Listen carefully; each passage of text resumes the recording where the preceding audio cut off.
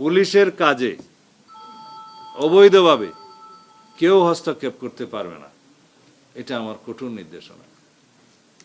যদি কেউ করে অবৈধভাবে, সাথে সাথে ব্যবস্থা নেওয়া হবে।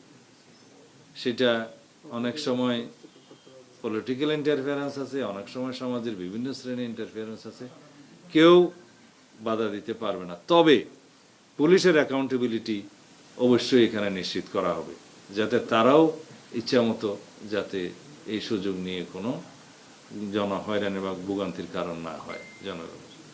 সুপারিনটেনডেন্ট অফ পুলিশ, জেলা পুলিশ সুপার অনেক সময় পলিটিক্যাল কারণে বিভিন্ন লোককে প্রোটোকল দিতে বাধ্য হয়, সেটা যেন না করে।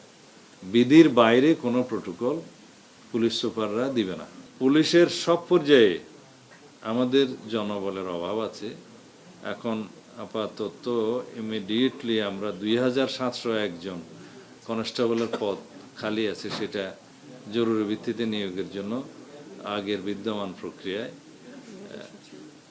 2701 সেটা আমরা নির্দেশ দিয়েছি, সেটা শুরু হবে।